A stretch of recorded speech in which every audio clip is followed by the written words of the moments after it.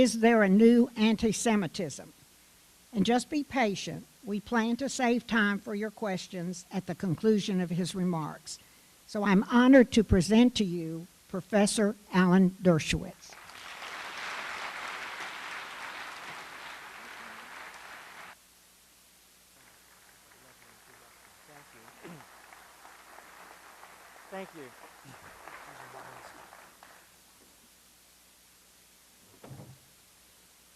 Thank you. Thank you very much. I love being in this wonderful city. I've been here many times. I've met many of you. In fact, tonight, so many people claimed they were related to me that I wonder if I really belong here. You know, it wasn't always that way. When I went through the phase of my life, which my mother calls the Oy vey OJ phase, even people named Dershowitz would deny being related to me. It's a common name. You never know. I'm talking about my mother now. And, but I'm delighted to be related to all of you. And I spent this afternoon at the Houston Holocaust Museum. I was blown away. It was absolutely fantastic. And I saw the list of people who are going to be speaking at the ethics conference. I wish I lived in Houston. I'd love to be here for that. And you're also fortunate to have this incredible institution at your disposal. I immediately became a member. I hope you all will as well. I'm looking forward to all the perks, getting the, getting the newspapers and getting discounts when I come back to the museum with my family. The tragedy is that the museum, the Holocaust Museum, is no longer just about the past. It's no longer just about history.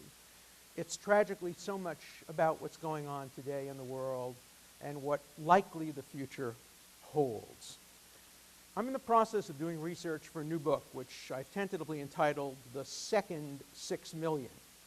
And the thesis of the book is very simple, and when you think about it, very tragically obvious. When 6 million Jews died during the Holocaust, the world didn't care. The New York Times didn't care. If you had a story on page 26 every third week, that was a big deal. The international community didn't care. The United States and Canada didn't seem much to care. Every country in the world closed its doors. The death of Jews was not a priority in the world between 1939 and 1945.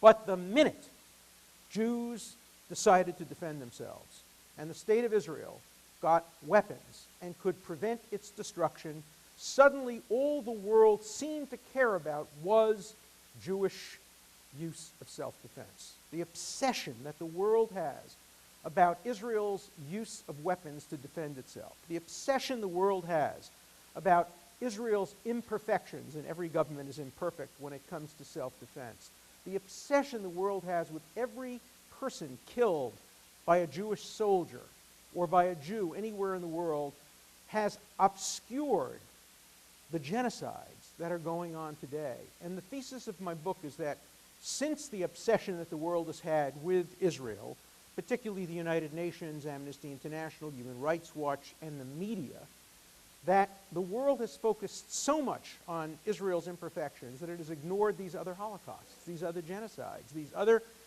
terrible, terrible events that are occurring around the world, that the world paid no attention to Rwanda. It's paying insufficient attention to Darfur. It pays no attention to what's going on in Tibet today. You can't get a student demonstration against the Chinese occupation of Tibet, which by any standard is longer, worse, more oppressive than anything Israel has ever done. You can't get any attention to what's going on in Chechnya or other parts of the world.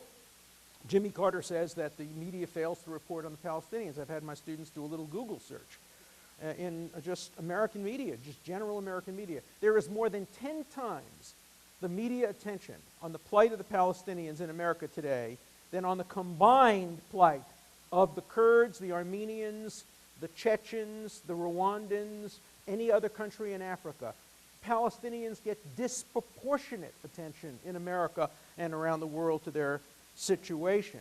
And the ultimate victims of this disproportionate focus on Israel's imperfections is not Israel and it's not the Palestinians. It's the poor folks in the middle of Africa who are being subjected to genocide and who the world pays no attention to, the women who are systematically raped as part of a genocidal program. Try to get human rights organizations to focus on that. Finally, Amnesty International focused on honor killings recently and rapes that are occurring in the West Bank. And after documenting the honor killings and the rapes, who do you think they blamed it on? Israel, the occupation, the Israeli army, the checkpoints, the demasculization of Palestinians by the Israeli occupation, without ever checking once to see whether or not there are more honor killings in Jordan, whether there were more honor killings and rapes before the occupation than during the occupation. The Israeli issue has become so politicized and such a focus of international organizations and human rights. You know that the UN has condemned Israel more than all the other countries in the world combined. And that focus, that misfocus, is something that is so important for the memories of the Holocaust to remind us if it's never again going to happen, it will never again happen because we have to prioritize our focus on human rights. And that's not happening in the world today.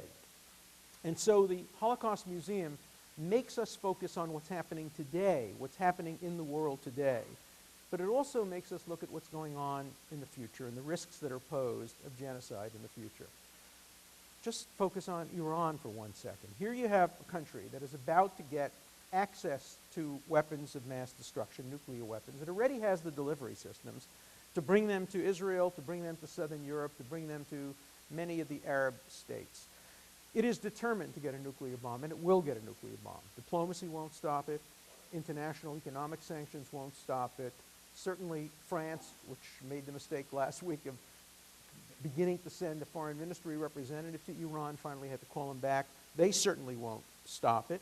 And the Iranians will get a nuclear bomb unless they can be deterred or threatened into dropping their plan. And they've already said what they're going to do with it. Not only the current prime minister, who's the Holocaust-denying president of Iran, but his predecessor, Rafsanjani, the moderate, said that when Iran gets the bomb, they will drop it on Tel Aviv, kill 3 million Jews, Israel will retaliate, kill 10 million Muslims, and the trade-off will be worth it because there are more Muslims than there are Jews. That's the mindset, the culture of death that affects so many people in the Iranian leadership. And the world has to focus on the potential for a second genocide. Benny Morris, who's certainly been a critic of Israel, he wrote all about the refugee problems, wrote an article this past week in one of the leading German newspapers in which he set out the scenario of a possible second Holocaust in which millions of Jews are killed by a nuclear attack. And it needn't be a direct nuclear attack. It could be the filtering of nuclear materials to Hezbollah from Iran, which could then be used to build a dirty bomb and to send it by suitcase or even by rockets into Israel and make parts of Israel unlivable. Imagine if the rockets that hit Israel this year, by the way, rockets which Jimmy Carter said do not constitute terrorism. In an interview with Al Jazeera yesterday, printed yesterday, he said he does not regard rockets sent by Hamas or by Hezbollah targeted at children, at schools, at civilians. He does not regard that as a form of terrorism. And by the way, he wouldn't even condemn real Palestinian terrorism, suicide bombs on buses, on moral grounds. All he said was that he thinks tactically it may hurt the cause of the Palestinian people.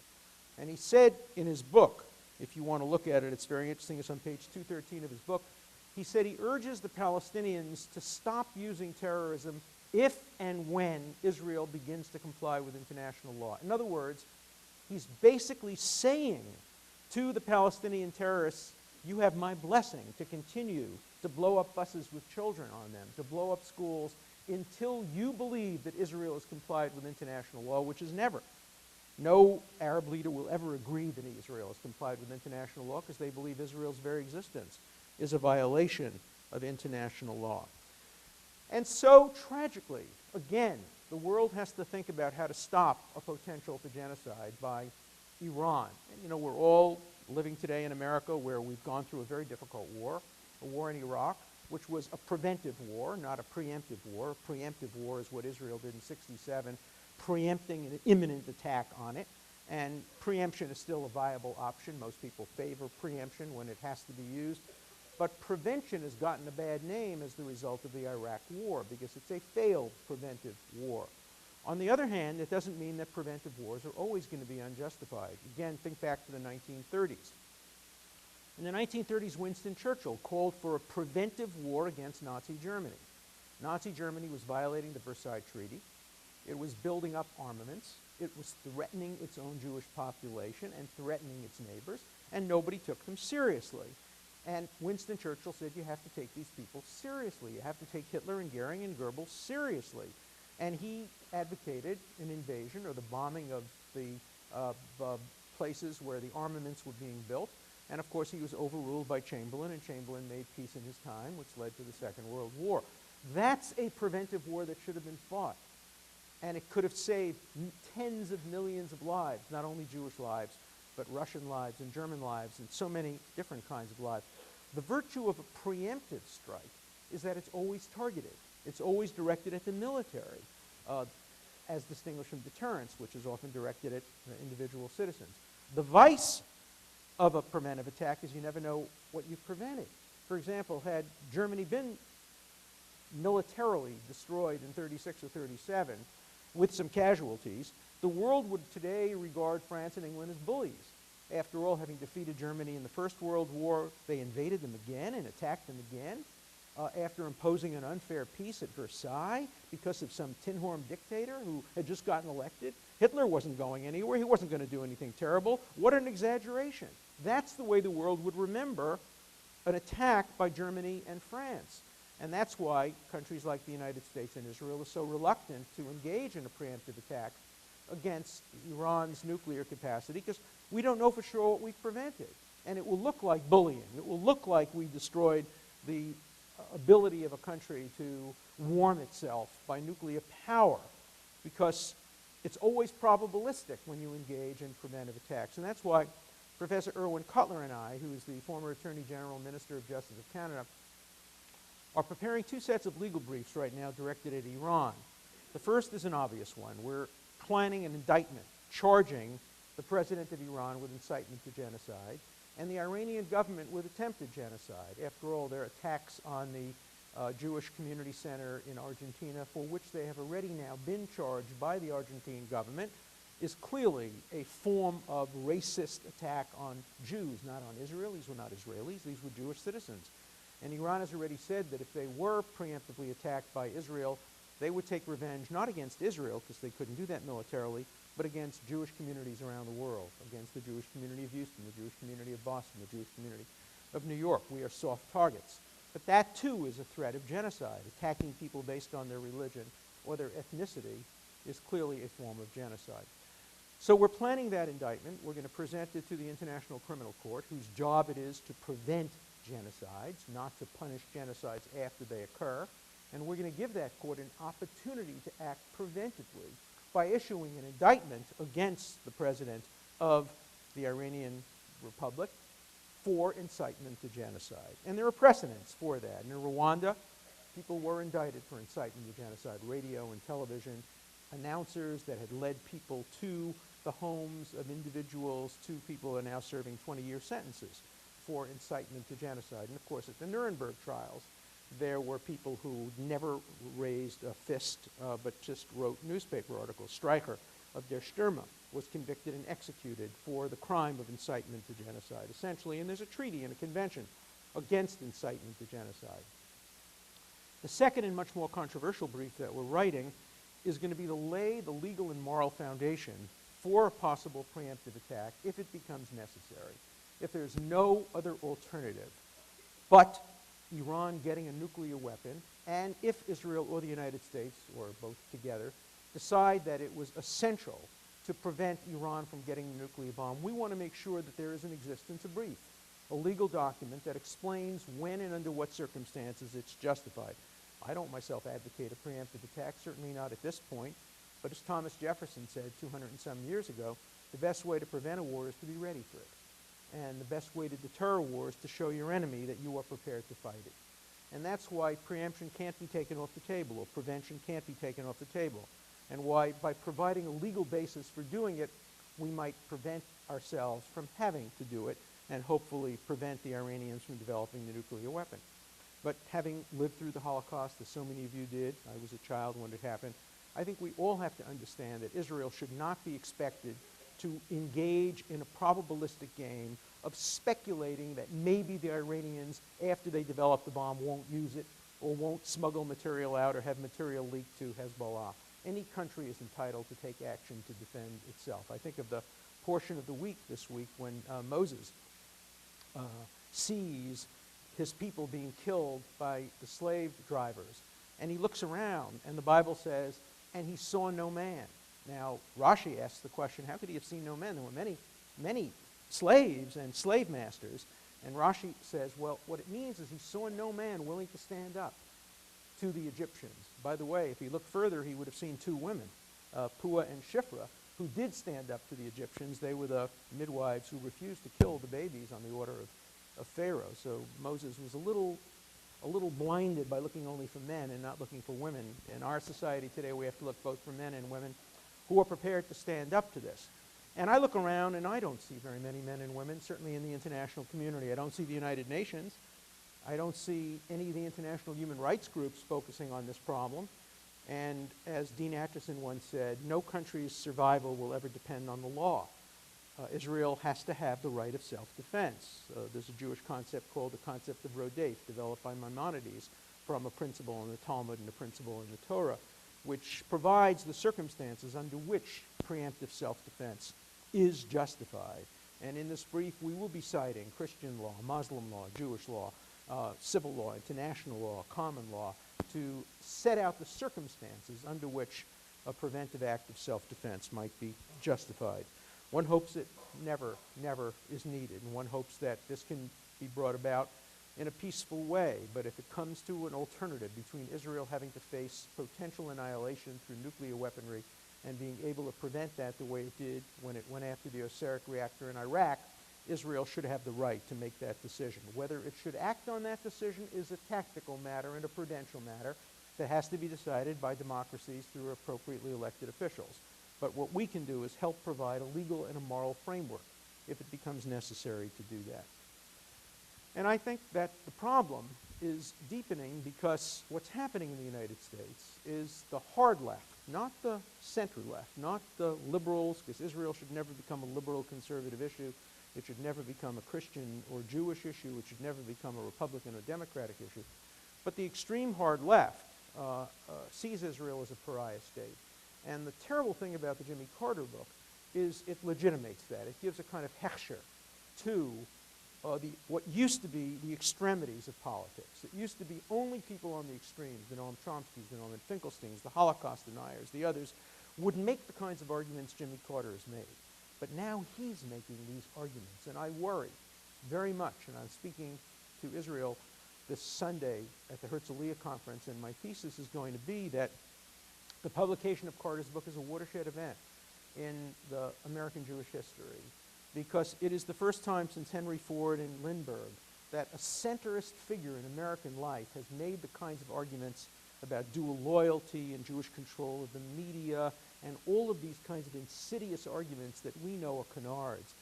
My favorite argument that's a canard is Jimmy Carter says, and these people say, if you criticize Israel, you're immediately called an anti-Semite. A few years ago, I offered a $15,000 reward to anybody who could find a single Jewish leader who has ever called a critic of Israel an anti-Semite, or who has ever equated criticism of Israel with anti-Semitism. Nobody claimed the reward. Why? Because it's never happened. No Jewish leader has ever called a mere critic of Israel an anti-Semite. Criticism of Israel is good, it's healthy. I'm a critic of Israel. I oppose the settlements. I wrote an op-ed piece in 1973 opposing the establishment of Elan Moreh, a first religious settlement on the West Bank. I opposed many of the actions of the Israeli government. I'm not an anti-Semite. Nobody's ever called me an anti-Semite. Criticism of Israel is healthy and good. You want to see real criticism of Israel? Go to Israel. Read Yediot Achronot, read Haaretz, read Ma'ariv. These are not anti-Semites. I'm not an anti-American because I criticize the policies of the American government. I love America. I'm a patriot. To be a patriot means to criticize your government, to criticize its policies. So the kind of talk that Carter is making now is so dangerous and so false, and yet gives legitimacy. And I worry that he's appealing to a younger generation of future American leaders who will find this kind of talk acceptable, which is why it's so important to confront Jimmy Carter. And Jimmy Carter said he wrote the book for one reason: to stimulate a debate about a subject that's never debated. And so Brandeis University invited him to debate me, or Dennis Ross, or anybody else of his choosing with a different point of view. Jimmy Carter says, oh, no, no, no, I'm not going to debate. He says, why won't I debate Dershowitz? I won't debate Dershowitz because he doesn't know enough about the Middle East, and he's never been to the West Bank. I've been to the West Bank more often than Jimmy Carter. I've been to the Middle East more than 40 times. I've written 3 books on the Middle East crisis, and with all due modesty, which I'm not famous for, Jimmy Carter clearly doesn't want to debate me, not because I know too little, but because I know too much, and because I would be able to correct him and criticize him. But the good news is there is going to be something like a debate. To its credit, what happened at Brandeis is a very interesting story. Udo Reinhardt is a wonderful, wonderful man, the president of Brandeis. He was the one who proposed the debate, and when Jimmy Carter said no, he said, well, then the university is not inviting you to sell books. We don't do that. We don't invite people to come to Brandeis to be introduced by the president to sell books. You want to have a debate, an educational experience, you're invited. He said no, so they didn't invite him. So an ad hoc committee got established by some hard-left faculty members and some students called the Committee to Invite Jimmy Carter to Brandeis, and they invited him. And the president said, fine, if you want to invite him, that's fine. But then, yesterday, a group of students got formed, the Committee to Invite Alan Dershowitz to Brandeis to offer a rebuttal to Jimmy Carter. And yesterday afternoon, Brandeis invited me, at the request of these students, to come and to offer the official rebuttal in the form of when the President of the United States issues his State of the Union, there's then the Democratic response. And so what will happen this coming Tuesday at Brandeis is he will have the gymnasium, a large auditorium that seats 1,500 people, and he will speak from 4:30 to 6. The Secret Service will then clear him out. He doesn't want to stay for my presentation. The students will be invited to stay. C-SPAN or whoever else is covering it will be invited to stay. And I will then get an hour and a half to offer a rebuttal to his speech. And I'm working on it very hard and planning it very, very carefully. And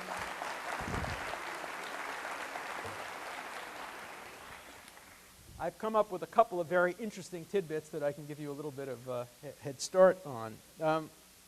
In addition to this material about terrorism, which was really quite shocking, we learned something very interesting. Now, remember the thesis. The thesis of Jimmy Carter's book is that Jews contribute so much money to political campaigns, and now I'm quoting Jimmy Carter, that it would be political suicide for any elected congressman ever to have a balanced view of the Middle East. In other words, he's saying, so insulting that Barack Obama and Hillary Clinton and John McCain are all bought and paid for by the Israeli lobby, that none of them have the ability independently to look at the situation.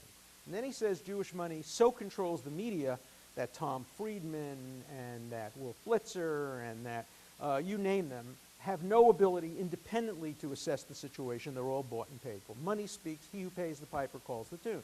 Well, that's an interesting thesis. I don't think it's correct. I've seen much criticism of Israel, certainly by the media. The New York Times Magazine this week's article on the Anti-Defamation League was not a kind article about the head of the Anti-Defamation League. You see many very positive articles about the Palestinians.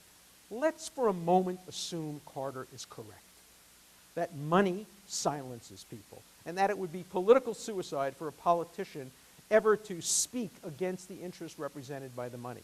So then I had my students check the IRS filings of the Carter Center. The Carter Center has received tens of millions of dollars of Arab money over the years. And let me tell you about one incident that happened. In 1991, Stein, the man who recently quit, was the partner of Carter in the establishment of the Carter Center, wrote an article critical of Saudi Arabia. Shortly thereafter, the king of Saudi Arabia contributed $7.6 million to the Carter Center. There is no evidence since that time of any public criticism of Saudi Arabia anywhere issued in any Carter report. Carter's silence was bought, paid for, and delivered by Arab money. He never criticizes Arab governments. He never criticizes Saudi Arabia in particular because he has been a recipient of so much money. He received, personally received, not through his foundation, a $500,000 award from an organization in honor of the Zayed Foundation. And Mr. Zayed, Sheikh Zayed, presented him with the award, And Carter thanked him and said it was particularly pleasurable to accept the reward from his good friend, such a great man, Zaid. Well, who is Zaid? Zaid runs a foundation that is so anti-Semitic and such a Holocaust denial foundation that when he sent $2.5 million to Harvard for the divinity school, which is cash-strapped, Harvard, under pressure by students and faculty, returned the money. It would not take Zaid's filthy money. But Jimmy Carter not only took it, but thanked Zaid for being his friend, this man who has such a horrible record of anti-Semitism and Holocaust denial. So he's going to hear a lot about that, and he's going to hear a lot about the sources of funding, and he's going to hear a lot about his ambivalence toward terrorism and his mistakes, which flood the book. So many mistakes. He says in his book categorically that in the '67 war, Israel attacked Jordan. Well, everybody knows what happened. In the '67 war, Israel did preemptively attack Syria and the Egyptian air forces, but it did not attack Jordan. It tried very hard to keep Jordan out of the war. It sent emissaries to Jordan to keep them out of the war. Only after Jordan fired 1,600 rockets into downtown West Jerusalem and captured the area up to the surrounding area of International House, only then did Israel respond and capture the West Bank. Not in the world according to Jimmy Carter.